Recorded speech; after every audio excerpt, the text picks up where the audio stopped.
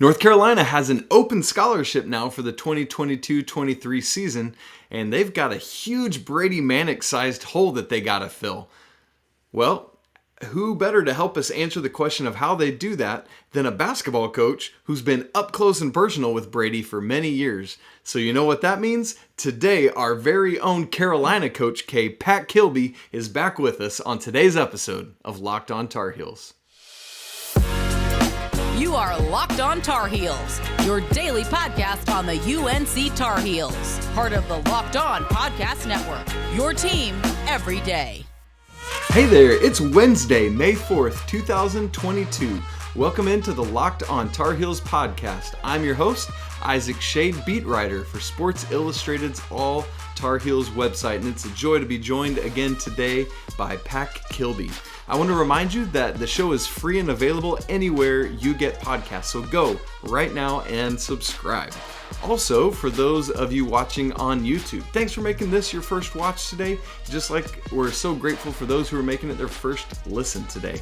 You can subscribe to the show right there on YouTube. You can hit the bell so that you get notifications anytime a new episode drops. And something that we've been really starting to ramp up on this week is comments and likes, just building the community. And so the goal I've been setting, and it's lofty, I'm telling you it's lofty, we're trying to get to 200 likes and 50 comments every day on the show, just so we're building that out and having a great time with it. Well, as I said in the cold open, Carolina has a scholarship available now. So let me set the stage a little bit, and then we're going to start talking with Coach Pac and get just his good wisdom on where we're headed today. So North Carolina, as we all know, got back 4 of their 5 starters. And unfortunately, there was this gaping hole left with Brady Manek's beautiful flowing locks. Until this week, there was no way to fill that hole outside of the roster. But then Kerwin Walton entered the transfer portal and is going to commit elsewhere, and that means there is now a scholarship available. So the question becomes, and the question we're trying to answer today, how should the Tar Heels use their free scholarship? I said, and you heard me say this earlier in the week, that out of all the options, I think it's going to be a transfer. But we want to think about what that means, what that looks like, what the Tar Heels are leaving behind not having Brady. And so who better to help us answer that question than Pac Kilby, Coach K, a man who has worked up close and personal with Brady for a long time. Coach K, welcome in. So glad to have you back on the show. Well, man, first of all, it's awesome to be back. Feels good for the real Carolina Blue Coach K to be back on the podcast. But yeah, so Brady, man, it's just him is a huge hole. I mean, you mentioned it, and first of all, for the Carolina family to lose his personality, and the dude is just lovable. Yeah. He's a lovable guy, and so he is. Yeah. Tar Heel Nation picked up on that. I mean, I don't know that I've ever seen anyone come in just 1 year and so quickly a fan base to just fall in love with a guy. I mean, he was like the perfect fit at the perfect time. And so not only is he an awesome player, but just a great fit in general for Tar Heel Nation. So it's going to be a huge hole to fill. Yeah, absolutely. And so as I see it, I think a lot of people are because of, it's absolutely great that the other 4 guys are back. Davis, Love, Leaky, and Armando. It's phenomenal that they're back. And I think people, national media and fans are all kind of assuming so that means we're just going to keep rolling the way we were. But I think a lot of folks, and tell me if you think I'm wrong here, are underestimating what a huge role and huge impact Brady had on the team. Yeah, I definitely agree with that statement. And so basically, Brady, he does so much for Carolina that I felt like goes unnoticed. And I mean, first of all, you just look at Brady and you see, from start to finish, you can see his unselfishness just all over the program. Yeah. And, I mean, when you really look at it, the beginning especially, Dawson Garcia was the starter. And Brady would come off of the bench because that's what Coach Davis thought was best for the team. Not only did he come off the bench, he did it the right way, and he was a good teammate. It didn't affect the way that he played the game and the way that and so just losing that in and of itself is not easy to replace, especially in the name, image, and likeness era when guys are about me, and I got to get my shots so I can get my money. And so, I mean, it's just tough to find somebody like that with that attribute these days. What is built into what's built into his DNA that is unique to him? So I think, well, first of all, I think we can all give credit to his shot making ability for his size and goodness, for his height and weight to just be able to pick and pop and stretch the floor. And he's one of those guys that when he shoots it, you think it's going in. And so that in itself is unique about him. But one of the things that I think is unique and that I think Carolina will miss is, well, two things really: his grit and his toughness.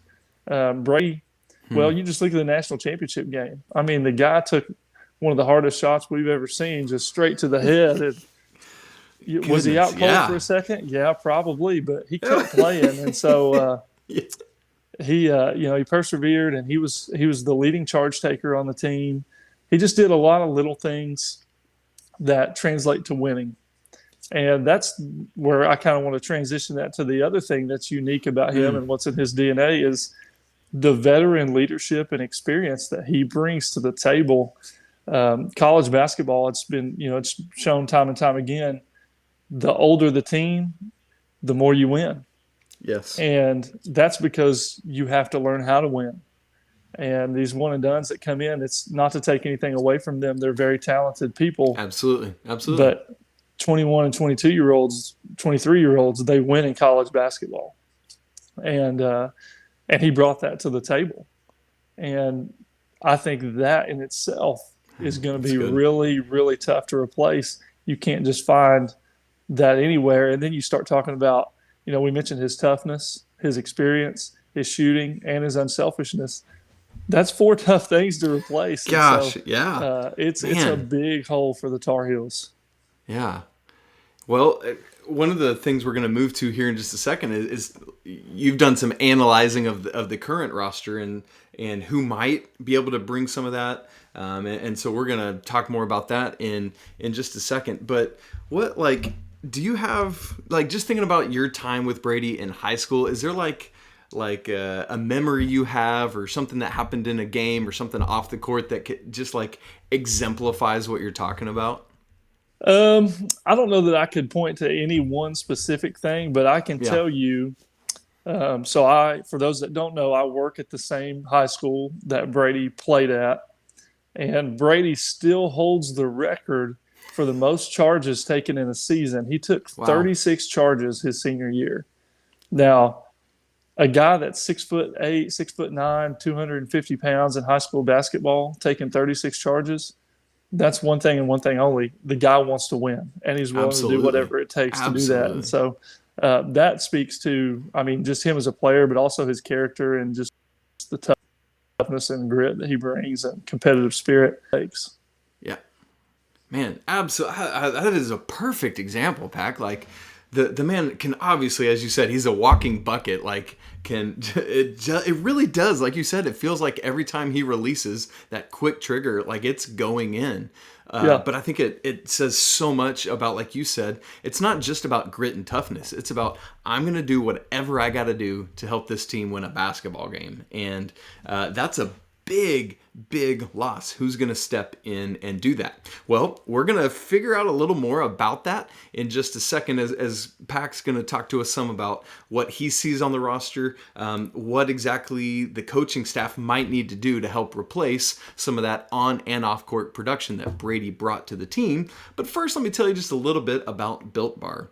Summer is coming and you're going to need some food on the go. And so Built Bars are a perfect option for your entire family that you can take on a trip or on a picnic. You just throw them in the bags and they're ready to go. And so you can make sure that everyone has a bar that you are fueled for all your summer adventures. Keep in mind, all Built Bars and Puffs are covered in 100% real chocolate. That means with these Built Bars, you can eat healthy and actually enjoy doing it at the same time. And have you tried those Puffs yet? They're so good. They come in crazy cool flavors like banana cream pie and churro. I would love I've had the churro, really want to dig into that banana cream pie as well. If just those individual flavors aren't enough for you, you can get a mixed box that's got 12 worth of the bars and the puffs, whatever you need to do. And when you think about the numbers on it, we're talking just 130 calories, 4 grams of sugar, only 4 net carbs, and 17 grams of protein. That's great numbers. And when you compare that to a regular candy bar, I know what option I'm picking every time. Pac, he does too. He's choosing Built Bars. So how do you take care of this? How do you handle it? Well, you go to built.com and you use promo code LOCKED15 and you're going to get 15% off of your next order. Again, that's promo code LOCKED15 for 15% off at built.com. Hey, once again, I want to give a special shout out to those of you watching on YouTube. Why? Because you're just blowing this channel up and it's crazy cool. And not just that the numbers are coming, but it's that there's a cool community being built. Let me give you an example. This is from Nat Schrammel, who commented on the video from earlier in the week when Kerwin Walton decided to transfer. And he said this: "I love how positive and empathetic the comments on this channel are. Posts popping up on Facebook about Kerwin are reeking of negativity, verging on cruelty. Great people here for sure." And man, I just love what that says, because that is what the Carolina family should be. And so I love this healthy dynamic that we're building here. You know what I mean, Pac? Does that make sense to you? It absolutely does, and I agree with you. I think it's awesome that Carolina Nation is represented well on the YouTube channel, and that's exactly what we should be about. Yeah, man, so fun. So let's transition right into talking about Pac. Here's my question for you. When you analyze the roster, the needs, and the potential routes the staff could go, there might not be a one-for-one replacement for Brady. So what else could they do? What do you think they need to look for in replacing him? So I think the main thing, I think all Carolina Nation can agree with two things for sure. There needs to be an emphasis on defensive growth. Wow. That's something that certainly improved towards the end of the year.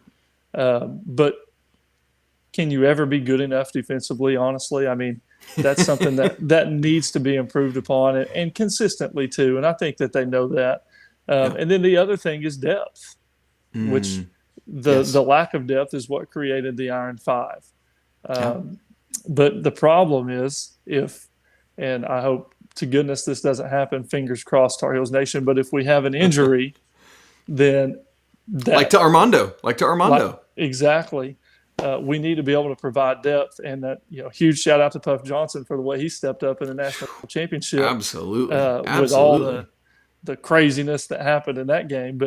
But we need that consistently, and so I think those are two things that we're looking at. We definitely have some help incoming with the incoming freshman class.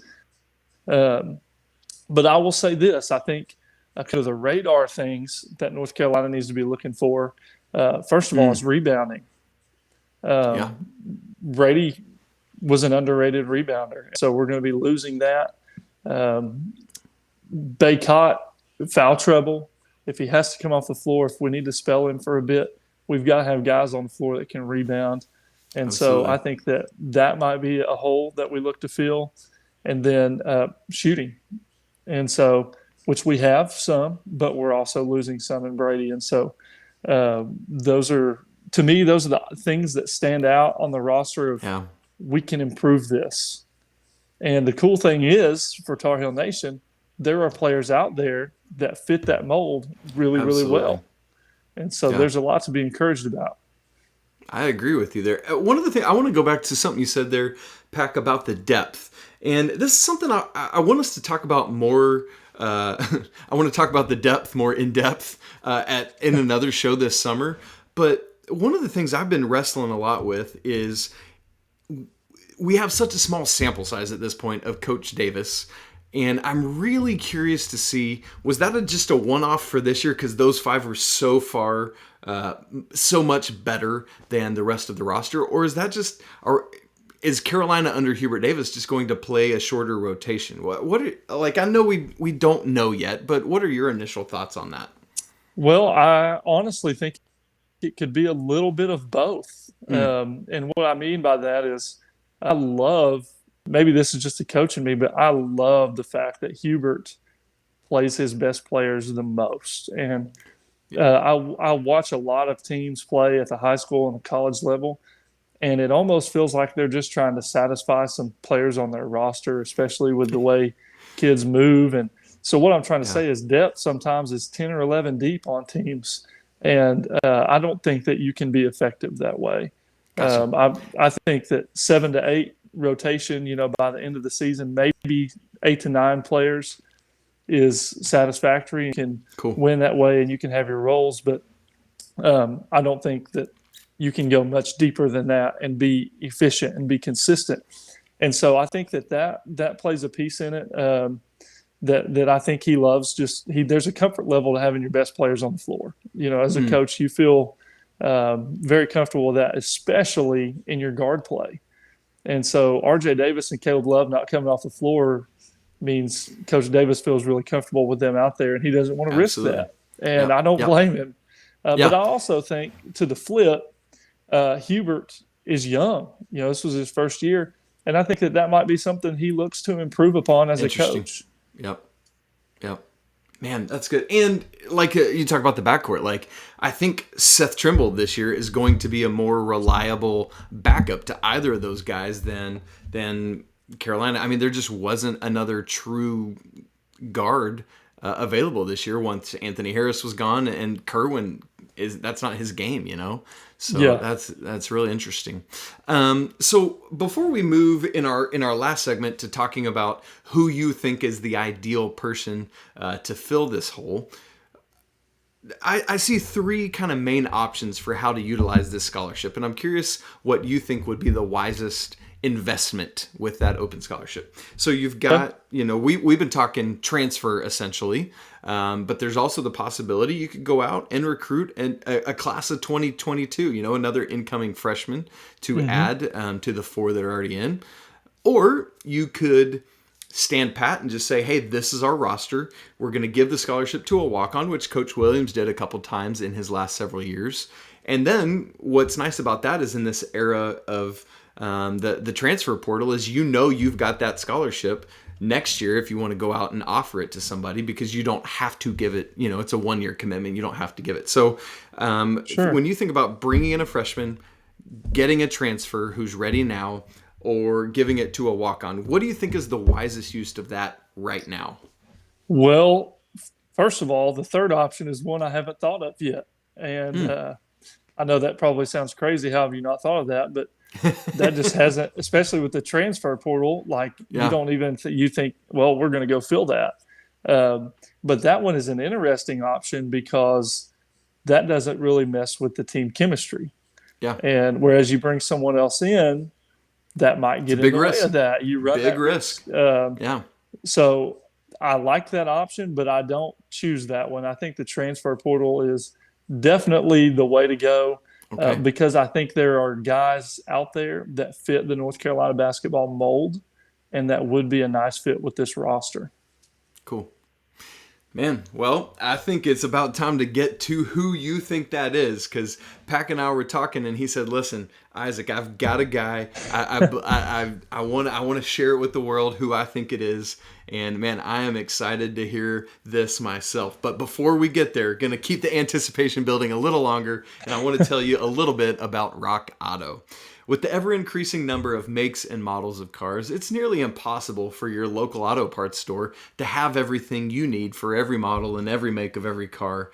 Plus, when I go up there, I don't know what kind of trim my Honda Pilot is. I've got a Honda Pilot, and that's your job to figure it out. And so I don't want to wait while a customer service person tries to go find my part and looks it up, when instead I could just go to rockauto.com and find it for myself. Rock Auto is a family business serving do-it-yourselfers for over 20 years. That consistency is something that you can believe in. Rock Auto prices are reliably low for every customer, and their inventory has everything that you need. So go to rockauto.com right now and see all the parts available for your car or truck. Write Locked On in their How Did You Hear About Us box so that they know we sent you. Because amazing selection, reliably low prices, all the parts your car will ever need. That's rockauto.com. Okay, Pac Kilby, Coach K, it is the moment of truth. We've been talking about all of this, we've got this Brady Manek-sized hole that the Tar Heels need to fill, and I'm of the same mind with you, man. I completely agree with what you said. I think it's worth the risk of the team chemistry to go out and find someone that can step in now. And here's the thing. I don't think that Hubert Davis is the type of coach that's just going to go grab somebody without talking to his players first to say, is this somebody you think you could play with? Like, I just, that's not what he's going to do. Now, earlier in the week, folks, you might remember we talked about some of the targets that might be out there, not really knowing who the Tar Heels are actually talking to. Several of those are off the board now. Baylor Shireman from South Dakota State. Amani Bates has cut his list down. He hasn't announced yet, but the Tar Heels aren't on it. And that's one of those chemistry build. I do not want Amani Bates on my team. And then Manny Bates from NC State, who was not a real thing anyway, but he's going to announce later this afternoon if you're watching or listening on Wednesday. So let me give it to you just right here off the top of this segment, and then we'll unpack it some more. Pac Kilby, who do you think Carolina should go after to fill their open scholarship? Well, I think Matthew Meyer is the perfect fit for this role. Ooh, okay. So to kind of defend my decision a little bit here, I think he is very similar to Brady, and you can see that. I live in Oklahoma. I live in Big 12 country, so I watch him play plenty. He's just an unselfish guy. He brings toughness. He brings grit. You know, when Brady came to North Carolina, he played 4 years for a Hall of Fame coach in Lon Kruger. Yeah. And Matthew Meyer has had a similar experience in a future Hall of Fame coach, Scott Drew. He's been playing for him, and so he's well coached. He's got the grit. He's got the toughness. He's a shot maker. And I believe, honestly, that he actually brings a little bit more athleticism and defensive ability to the table. And so I think that he would – now, he's not as good of a shooter, so there's a little give and take there. I do think that he would be the right fit. And the cool thing about him that excites me the most is he's a national champion. So he has the veteran leadership, experience, knowledge. He knows what it takes to get there. And so he's the perfect fit for the Tar Heels, in my opinion. Ooh. All right. You hear it from Pac Kilby. I'm with you, man. I think this is the right fit. Let's just make a Big 12 to Carolina transfer portal. Can we just make that a thing year after year? That would be incredible. Man, yeah, I enjoy watching him play. He's tough. He gets after it. As you said, I think the one thing the Tar Heels would have to learn to wrestle with is he is not the shooter Brady is. Mm-hmm. But again, there is no Brady Manek out there anywhere, right? Like, he is very much a unicorn in a lot of ways like that. But you trade that for some things, as you said, Pac, that Meyer would bring that Brady didn't. You know, like, there's a little give and take there. Having watched him a lot, as you said, do you think who he is, like personality and stuff, do you think it fits in with the culture of Carolina? I do. I think he's, first of all, he's a team first guy. And that, I think, in itself with North Carolina basketball. And you mentioned something earlier about you don't think Hubert will bring someone in that the team isn't on board with. And I think the team has a championship mindset right now. they're going to want to bring somebody in that's, first of all, willing to work and put the team first. And I don't think there's anyone better fit for that role than Meyer. I think he's like literally the perfect fit for that as far as what's in the portal. You're right. You're not going to find another Brady Manek, but he's about as close to it as you're going to get. As a competitor, can you, like, here's something, the one thing I keep thinking about for him is, like, can you humble yourself enough to say, I was coming off my national championship year, and then I'm a number 1 seed, and I get beat in the second round by this team. Could I go then play with them? What do you, like, you think he would? That's a tough thing. You know, I really don't know. Yeah, man. I would have a hard time with that. You know, just being a competitor and trying to put myself in his shoes. But at the same time, you've got to kind of put emotions to the side a little bit and think, you know, if I am coming back to college basketball, first of all, who gives me a chance to win? Well, North Carolina does just that. Who's a head coach I would love to play for? Who wouldn't want to play for at this point? And where's a place that I can get exposure and have it in the National Basketball Association? Well, North Carolina checks all 3 of those boxes. And so if you take emotions and you put them to the side, I think it's a no-brainer for him. And not that there aren't other options and other big schools coming for him. But if you really just look at the fit, how he could basically just slide right into Brady's role to an extent and what North Carolina could do for him, you know, I don't see how you pass that up. Yeah, absolutely. And obviously Baylor is at the pinnacle of the sport right now. Like they're in that conversation with Gonzaga, with Carolina, a lot of these perennial teams right now. That's what Scott Drew is doing.